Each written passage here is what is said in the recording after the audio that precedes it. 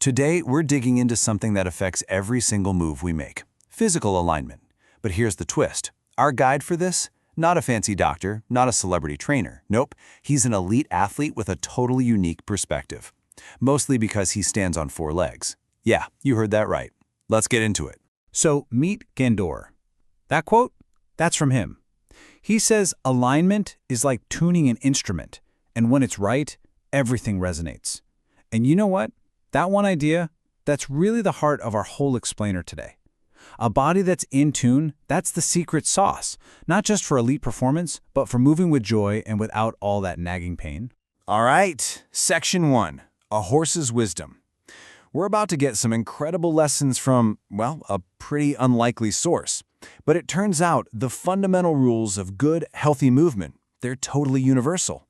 Doesn't matter if you're a human walking down the street or a horse thundering down the track. So Gandour isn't just any horse. He's a true veteran. We're talking a 9-year racing career. And after all that time, his body was just paying the price. He was broken down, completely out of whack, and in a lot of pain. But his journey back from that, his rehab, it's basically a masterclass in rebuilding a body from the ground up. And it is jam-packed with lessons for us two-legged creatures. So where do you even start with a recovery like that? His back? His core? Nope. Gandour's journey began with his foundation, and this is probably his most critical lesson for all of us. Everything, and I mean everything, starts from the ground up. So how does a massive animal like a horse stay so stable? Well, it all comes down to this incredible structure inside their hoof that Gandour calls the plantar tripod. It's basically a 3-point system. You've got the front of the hoof, they call it the pince, and then the 2 heels. And if the pressure on those 3 points is even a little bit off, the whole leg, and seriously, the entire horse, becomes unstable. And here is where it gets really wild. We have the exact same system. Our own foundational tripod is made up of the base of our big toe, the base of our little toe, and the center of our heel. I mean, think about it. We're all obsessed with core strength, right? But how often do we actually stop and check if our foundation is even solid to begin with? So I'll ask you, are you standing on a solid tripod right now? Go ahead, feel it. And here's the thing. A problem at the base never stays at the base. It's like a rule of physics. For a horse, if a hoof is worn down unevenly, the knee and the hip have to compensate. For us, a collapsed arch in our foot does the exact same thing. The problem just travels right up the body in this predictable and, frankly, really damaging chain reaction. And that chain reaction, that's what Gandour calls a catastrophe in chain. It's a powerful way to describe a concept you might have heard of called the kinetic chain. This idea that your body is so deeply interconnected that one little fault in one link will, without a doubt, start stressing out all the others. And this isn't just theory, this is Gandour's own story. He said that to protect a weak joint in his back left leg, what they call the hock, he started leaning way more heavily on his front right leg. It wasn't something he thought about, of course, it was just his body trying to protect itself. But that tiny, unconscious shift, it threw his entire system completely out of whack. It created this cascade of problems that ultimately ended his racing career, a catastrophe in chain. So let's trace that domino effect, because it's the same for both of us. It all kicks off at the bottom. An unstable foot or hoof, that makes the knee or the hock rotate inward. Okay, so to counteract that, the hip and the pelvis have to shift and tilt. And where does all that tension and strain finally end up? Right in the back, leading to chronic pain and eventually injury. Does any of this sound a little too familiar?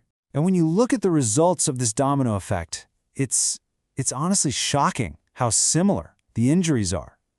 A lower leg problem in a horse, they get something called suspensory strain. For us, it's often Achilles tendonitis. A compensating hip that stresses a horse's adductors, well, in humans, that can show up as glute or TFL tendonitis. In that misaligned pelvis we talked about, yep, it creates chronic back pain in both of us. The mechanism of the injury is literally identical. Okay, so if the problems start down at the feet but end up at our center, how do we fix the center? This next part is all about the core, but it's going to challenge one of the most common things we hear in the gym or in a yoga class. I mean, we've all heard it, right? Tuck your pelvis, find your neutral pelvis. But what on earth does that actually mean? Are you supposed to just clench your glutes and jam your hips into some position? Gandour's answer to this is, well, it's way more profound. Okay, listen to this, because this is what we all get wrong. According to Gandour, proper pelvic alignment isn't something you do, it's something that happens. It is the natural result of finding balance everywhere else in your body. It's not a voluntary gesture. You can't just force your pelvis into place. You have to create the conditions for it to find its own neutral, happy home. So how do you create those conditions? Gandour talks about it like it's an art. It's about engaging your deep core muscles. And no, I don't mean just sucking in your gut. It's about gently letting your rib cage close down, feeling your weight distribute evenly over both your hips. And when you do that, the pelvis just settles. It finds its place. The key principle here is that your alignment should feel carried, not forced or imposed. Okay, so putting all these pieces together brings us to the final part of this puzzle. We've talked about the mechanics, the feet, the chain, the core. But the real goal here is to move beyond thinking about alignment and actually start feeling it in your own body.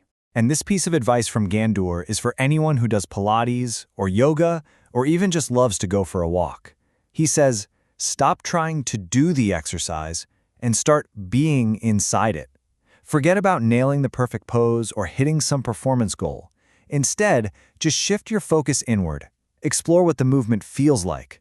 Your body already knows how to align itself. Your job is just to get quiet enough to listen to what it's telling you. Gandour actually gave us a few exercises from his own rehab that we can totally adapt.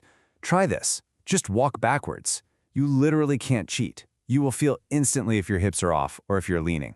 Or practice sharp walk-to-halt transitions. Try to stop on a dime and feel your entire body engaged to make it happen.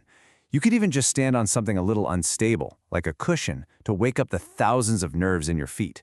The goal with all of these isn't to be perfect. It's just to build that body awareness, that sixth sense of knowing where you are in space without having to look. You know, in the end, this whole thing is about so much more than just avoiding back pain.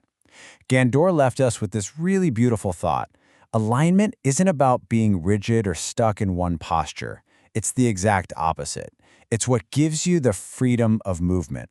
And freedom, he says, is the dignity of the living. It's what unlocks that effortless, joyful way of moving and lets us go through our world with a sense of ease. So everything we've talked about today, really every single journey you take, it all begins right there with the soles of your feet. They are constantly talking to you, sending information up through your entire body about your balance, your posture, your alignment. So the real question is, are you listening?